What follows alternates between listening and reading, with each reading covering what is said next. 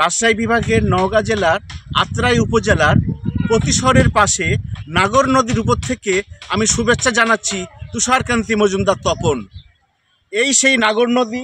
আজ থেকে 100 বছর আগে কবিগুরু রবীন্দ্রনাথ ঠাকুর লিখেছিলেন, আমাদের ছোট নদী চলে বাঁকে বাঁকে, বৈশাখ মাসে তার হাঁটু জল থাকে। যে আজ থেকে 100 বছর আগে রবীন্দ্রনাথ যখন এখানে কাচারি বাড়িতে আসতেন, কিভাবে আসতেন সেটাই আমি আজকে আপনাদেরকে বলবো। রবীন্দ্রনাথ প্রথমে কলকাতা থেকে নৌকা যোগে যে নৌকাতে আসতেন, সেই নৌকার নাম হলো পদ্মা বোট বা বজরার মতন দেখতে। সেই বজরার নামকরণ হয়েছে পদ্মা বোট। রবীন্দ্রনাথ কলকাতা থেকে ওই বজরাই করে কুষ্টিয়া শিলাইদহ আসতেন। ওখানকার কাচারি বাড়ির কাজ সেরে তারপর উনি ওখান থেকে চলে যেতেন পদ্মার উপর দিয়ে, বরাল নদীর উপর দিয়ে সিরাজগঞ্জের শাহজাদপুর কুটিবাড়ি। ওখানে উনি কিছুদিন অবস্থান করার পর ওইখান থেকে উনি এই প্রতিশহরে আসতেন। কিভাবে আসতেন? ওই একই নৌকায় করে বরাল নদীর উপর দিয়ে, পদ্মা নদীর উপর দিয়ে আত্রাই নদী পার হয়ে শাহজাদপুর থেকে এই আত্রাই প্রতিশহরে আসতে ওনার নৌকাপথে সময় লাগতো 10 দিন। আজ তথ্য প্রযুক্তির যুগে আমরা নিমিষেই এখানে চলে আসছি। আর কলকাতা থেকে শিলাইদহ আসতে সময় লাগতো প্রায় 5 থেকে 6 দিন। আর শিলাইদহ থেকে শাহজাদপুর কাচারি বাড়ি যেতে সময় লাগতো 6 থেকে 7 দিন, মানে ব্যাপক সময় লাগতো। তো এই জন্য রবীন্দ্রনাথ ঠাকুর নৌকায় বেশি ভ্রমণ করেছেন। আপনারা খেয়াল করে দেখবেন, রবীন্দ্রনাথের যত রচনা হয়েছে বেশিরভাগই নদী কেন্দ্রিক নিয়ে আলোচনা বেশি হয়েছে। পদ্য বলেন, গল্প বলেন, ছড়া বলেন, প্রবন্ধ বলেন, সব কিছুতেই নদী নিয়ে তার ব্যবহার বেশি হয়েছে। এটাই কারণ বছরে একবার প্রতিশহর, একবার শাহজাদপুর এবং একবার শিলাইদহ আসতেন। নদীপথে তার সময় লাগতো 1 মাস এবং নদীর পথ দিয়ে উনি যত কিছু দৃশ্য দেখতেন ওটাই উনি তার কাগজে লিপিবদ্ধ করে কবিতা প্রবন্ধ আকারে প্রকাশ করেছেন এবং পরবর্তীতে উনি সেটা বিশ্বকবি রূপে খ্যাতি লাভ করেন এবং নোবেল পুরস্কার জয় করেন। বন্ধুরা, প্রতিশহরের কাচারি বাড়ির প্রধান ফটকের সামনে আমি দাঁড়িয়ে আছি। এই মুহূর্তে আমি ওই ফটকের পাশে একটা টিকিট কাউন্টার আছে, 20 টাকা দিয়ে আমি এই টিকিটটা আমি ক্রয় করলাম। এই টিকিটটা ক্রয় করেই আমি এখন এই কাচারি বাড়ির ভিতরে ঢুকবো রবীন্দ্রনাথের ব্যবহারের কিছু সামগ্রী দেখার জন্য। কাচারি বাড়ির ভিতরটা এখন বর্তমানে মিউজিয়াম হিসেবে ব্যবহার হচ্ছে। আপনাদেরকে ভিতরে ঢুকে আমি দেখানোর চেষ্টা করব। চলুন যাওয়া যাক কাচারি বাড়ির ভিতরে। নওগাঁ জেলা শহর থেকে প্রায় 36 কিলোমিটার দক্ষিণে আত্রাই উপজেলার নাগর নদীর তীরে রবি ঠাকুরের প্রতিশহর কুটিবাড়ি অবস্থিত। নওগাঁ শহর থেকে সহজেই 300 থেকে 400 টাকার বিনিময়ে অটোরিকশায় 1 ঘন্টা সময়ের ব্যবধানে এখানে আসা যায়। পূর্ব বাংলায় প্রতিশহরে জমিদারি করতে এসে রবীন্দ্রনাথ ঠাকুর নিজেকে আবিষ্কার করেছিলেন এক নতুন রূপে। তিনি গোড়া ও ঘরে বাইরে বিখ্যাত উপন্যাস এখান থেকেই রচনা করেছেন। তিনি অনেক কবিতা এখান থেকে রচনা করেছেন। তার মধ্যে বধূ মিছে রাগ করো না, আমি কান পেতে রই, তুমি নবরূপে এসো প্রাণে ইত্যাদি বিখ্যাত। এটাই রবীন্দ্রনাথ ঠাকুরের যে বজরা ব্যবহার করত, সেই বজরার নোঙর। আর পাশে দেখছেন এটা হলো বাথটব। রবীন্দ্রনাথ ঠাকুর এখানেই স্নান করতেন। এই বাথটবটা সেই সময় পদ্মা বোটের মধ্যেই ছিল, কারণ তিনি ওই পদ্মা বোটের মধ্যেই উনি স্নান করতেন। পরবর্তীকালে ওই পদ্মা বোট নষ্ট হয়ে যাওয়ার পরে এই বাথটবটি এই মিউজিয়ামে নিয়ে এসে রাখা হয়। পাশে দেখছেন একটা কেদার চেয়ার।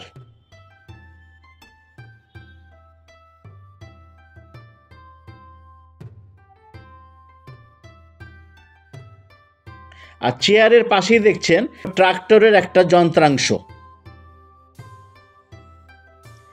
এটাও আর একটা ফোল্ডিং আরামকেদার চেয়ার। এই চেয়ারে বসে রবীন্দ্রনাথ ঠাকুর মাঝে মাঝে বিশ্রাম করতেন। এটাই সেই সিন্দুক যে সিন্দুকে রবীন্দ্রনাথ ঠাকুর কৃষি ব্যাংকের টাকা রাখতেন। এটাই সেই সিন্দুক। রবীন্দ্রনাথ ঠাকুরের ব্যবহৃত সিন্দুক। এই সিন্দুকটি রবীন্দ্রনাথ ঠাকুর ব্যবহার করত। এটা পদ্মা বোর্ডের অনুকরণ করে এটা একটা স্ট্রাকচার বানানো হয়েছে। পদ্মা বোর্ডটা ঠিক এরকম দেখতেই ছিল।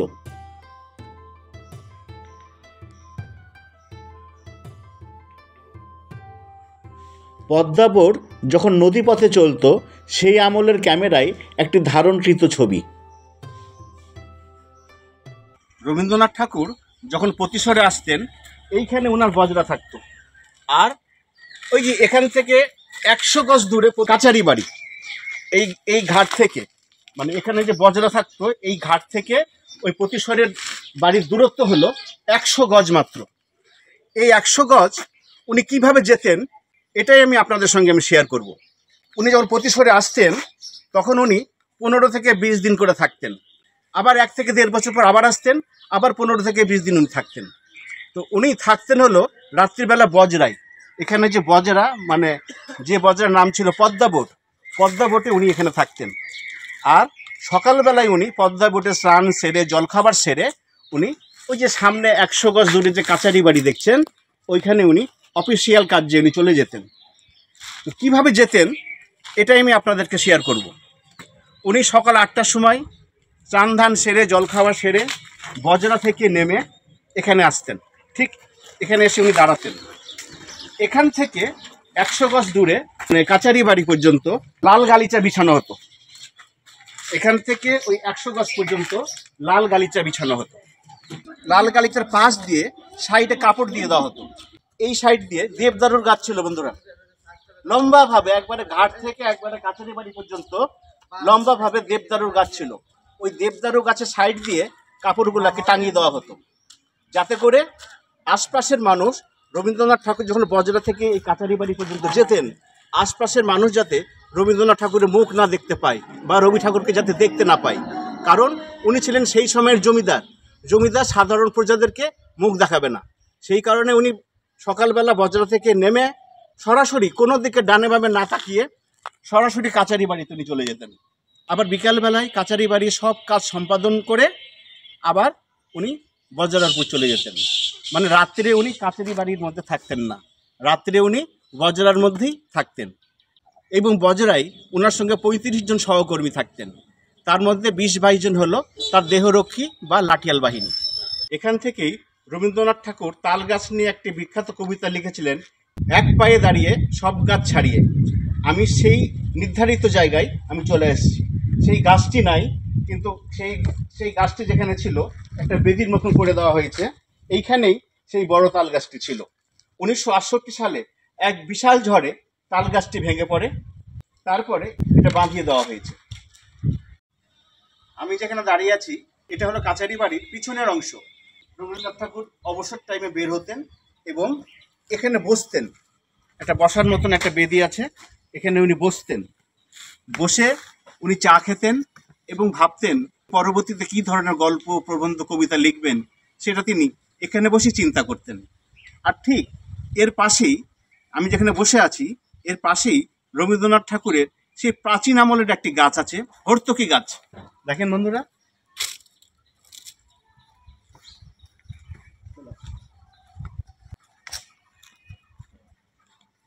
হর্তকি গাছ লিখে দেওয়া আছে, খুব প্রাচীন আমলের গাছ।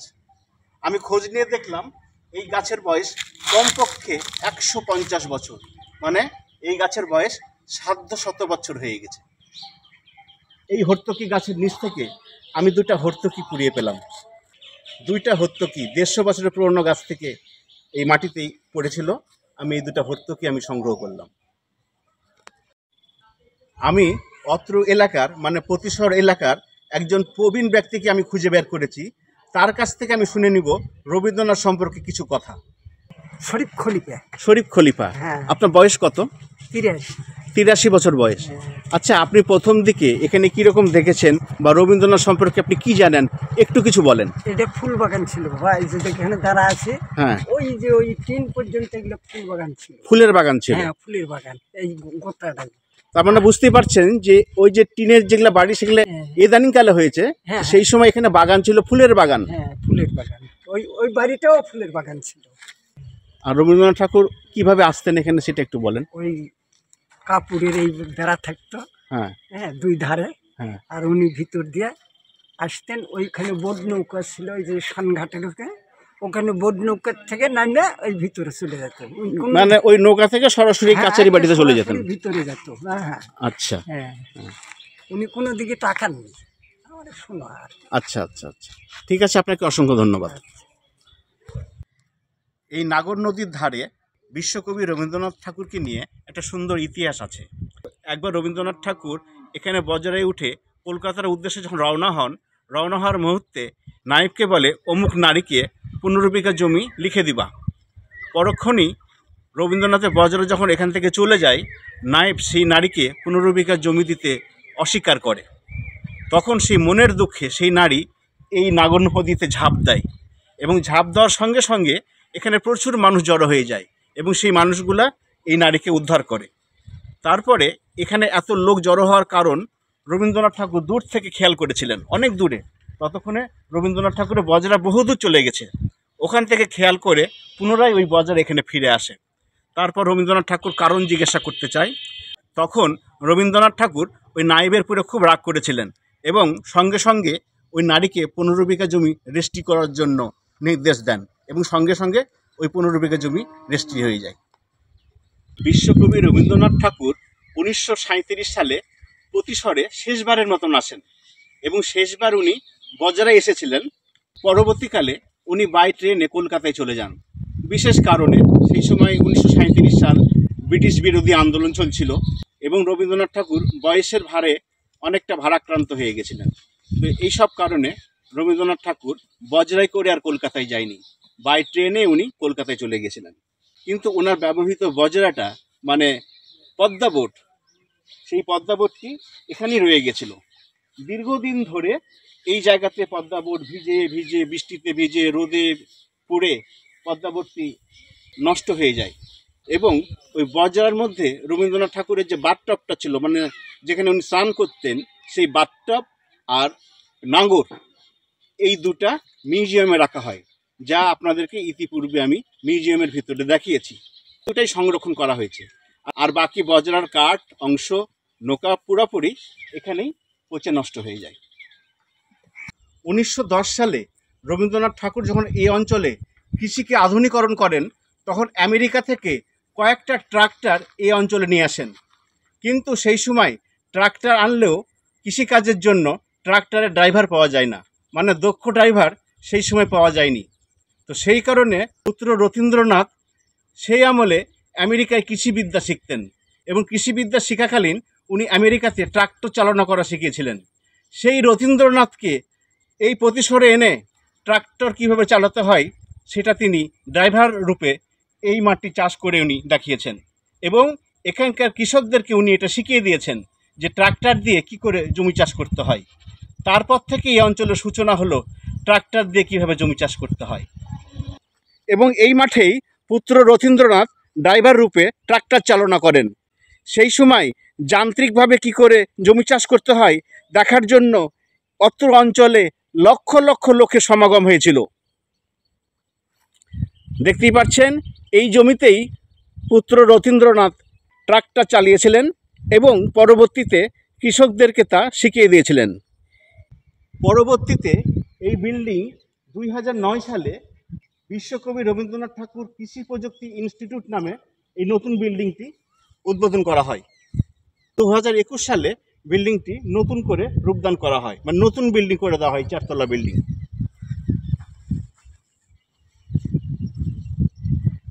পাশে আর একটা বিল্ডিং খেয়াল করেন, আন্তর্জাতিক রবীন্দ্র গবেষণা ইনস্টিটিউট প্রতিশর আত্রাই, এটাও 4 তলা বিল্ডিং, কাজ চলছে।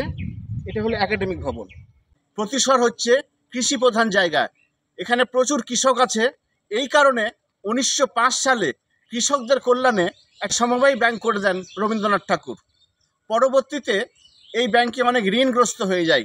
পরবর্তীকালে 1914 সালে প্রতিশর সমবায় ব্যাংক নামে এখানকার কৃষকদের কল্যাণে একটি ব্যাংক খুলে দেন, এবং ওনার নোবেল পুরস্কারের টাকা তৎকালীন 1,08,000 টাকা, আজ থেকে 110 বছর আগে 1,08,000 টাকা এই সমবায় ব্যাংকে উনি কৃষকদের কল্যাণে উনি দান করেন, যাতে কৃষকরা সহজভাবে ঋণ নিয়ে কৃষিকাজ করতে পারেন। ভাবতে অবাক লাগলেও আজ থেকে 110 বছর আগে এই 1,08,000 টাকার মূল্য বর্তমান দিনে হলো কয়েক হাজার কোটি টাকা। প্রতিশহরে এসে এখানকার প্রবীণ মানুষদের কাছ থেকে জানতে পারলাম যে রবীন্দ্রনাথ ঠাকুর যখন এখানে আসতেন তখন ওনার স্নানের পানি এই প্রতিশহর থেকে 12 কিলোমিটার উত্তরে আবাদপুকুর থেকে এক দিঘি থেকে আসতো।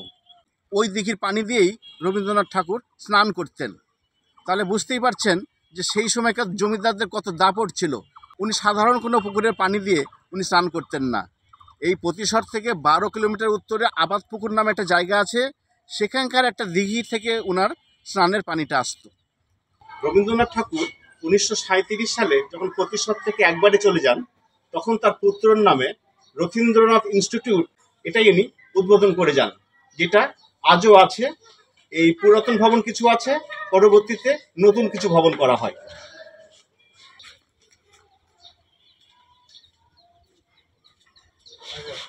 রবীন্দ্রনাথ ঠাকুর 1937 সালে শেষবারের মতন প্রতিশহর থেকে উনি যখন কলকাতায় চলে যান তখন এখানে প্রজাদের উদ্দেশ্যে একটি ভাষণ দিয়েছিলেন এবং সেই ভাষণে উনি বলেছিলেন, আমি অসুস্থ, আমি হয়তো তোমাদের কাছে আর আসিতে পারিব না।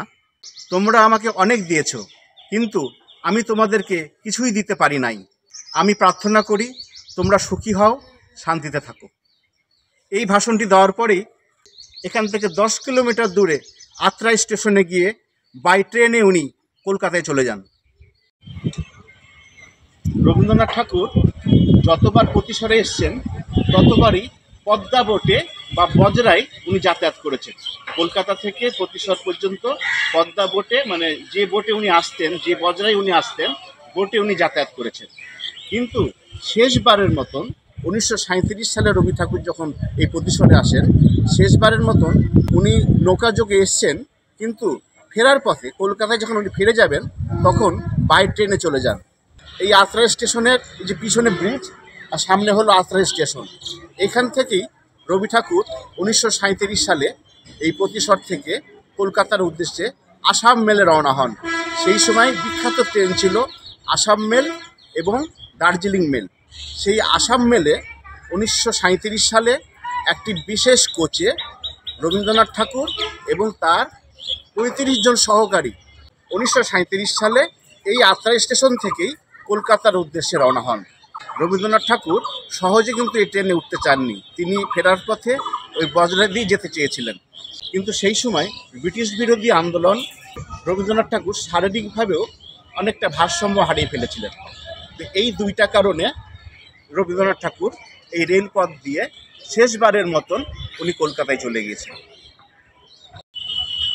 এই সেই আত্রাই স্টেশন এবং বর্তমান নাম হলো আহসানগঞ্জ। আগে ছিল আত্রাই স্টেশন, তারপরে নাম পরিবর্তন করে রাখা হয়েছে আহসানগঞ্জ। এই প্ল্যাটফর্মের উপরেই রবীন্দ্রনাথ দাঁড়িয়ে আসাম মেলে উঠেছিলেন।